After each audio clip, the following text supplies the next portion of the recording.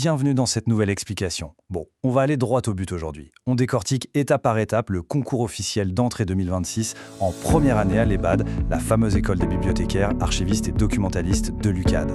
De l'éligibilité jusqu'au dépôt final du dossier, on va voir la démarche exacte à suivre de façon concise et précise, sans prise de tête. Mais d'abord, pourquoi viser cette institution en particulier ? Eh bien, ce chiffre de 3025 donne un peu la mesure de la chose. C'est le nombre impressionnant de diplômés formés avec succès par l'école. En fait, l'EBAD façonne littéralement les professionnels qui gèrent aujourd'hui l'information vitale et la mémoire au sein des grandes administrations. C'est quand même pas rien. Alors au programme pour être bien préparé, d'abord l'EBAD et ses filières, ensuite on verra les critères d'éligibilité, les documents du dossier, la procédure de paiement et de dépôt, et on finira avec le calendrier officiel 2026. Allez, on attaque tout de suite avec la première partie. Partie 1, l'EBAD et ses filières pour la première année de licence. En se basant sur l'avis officiel, il faut savoir que la première année s'organise d'abord autour d'un tronc commun. C'est super stratégique en fait. L'idée, c'est vraiment de bâtir de très solides fondations théoriques et méthodologiques en sciences de l'information avant même de penser à se spécialiser. C'est un peu comme les fondations d'une maison. Et justement, une fois ces socles communs bien maîtrisés, ça prépare le terrain pour 3 spécialisations bien distinctes, les archives, la bibliothéconomie ou la documentation. C'est vraiment cette polyvalence qui permet de former de vrais experts prêts à affronter tous les défis du monde numérique.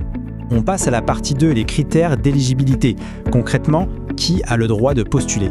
Là-dessus, la règle est ultra stricte. 0 exception.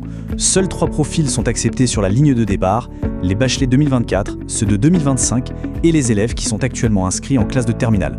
Si on ne rentre pas dans l'une de ces 3 cases, c'est mort. La candidature est automatiquement disqualifiée. Allez, on enchaîne avec la partie 3, les documents du dossier. Quelles sont les fameuses pièces à fournir ? Voici la checklist exacte à respecter à la lettre.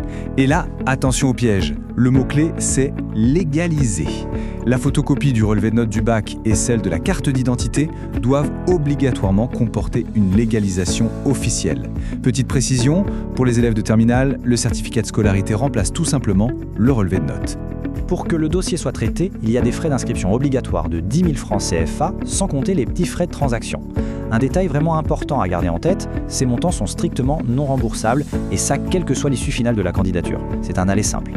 Et on arrive sur un point qui fait absolument toute la différence. Le paiement ne peut en aucun cas, je dis bien aucun cas, se faire en espèces lors du dépôt. L'avis officiel et formel, ça se passe exclusivement via la plateforme Wave au numéro qui s'affiche, le 78 753 62 66.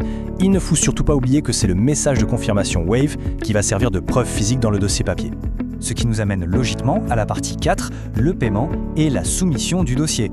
Alors, on oublie tout ce qui est moderne pour cette étape.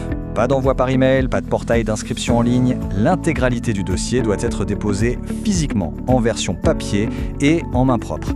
Et bien sûr avec le reçu qui justifie le fameux transfert Wave bien agrafé avec le reste. Pour déposer tout ça, il y a 3 centres décentralisés prévus à cet effet. Dakar à l'EBAD même, Kaolack au lycée Valdiodio Ndiaye ou Ziguinchor à l'inspection d'académie. Mais attention, ce choix est hyper stratégique. Pourquoi ? Parce que le lieu de dépôt physique verrouille automatiquement le lieu de l'examen. Il faudra impérativement se présenter dans le centre qui a été choisi lors du dépôt. On ne peut pas changer d'avis en cours de route. Enfin, partie 5, le calendrier 2026 avec les dates clés à ne surtout pas rater.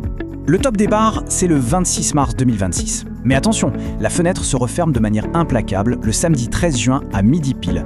Inutile de jouer avec le feu, aucun retard ne sera toléré. Et l'apogée de ce parcours du combattant, c'est une semaine plus tard, les épreuves de présélection vont débuter le samedi 20 juin à 14h très précise. Une fois tous ces obstacles administratifs franchis et bien sûr l'examen réussi, la vraie aventure va pouvoir commencer. Face aux défis immenses de notre ère ultra numérisée, quelle voie finira par s'imposer pour ces futurs professionnels ? La préservation de l'histoire avec les archives, la transmission des savoirs en bibliothèque ou l'organisation stratégique via la documentation ? C'est vraiment la question qui va définir la toute prochaine génération de gardiens de l'information. À méditer.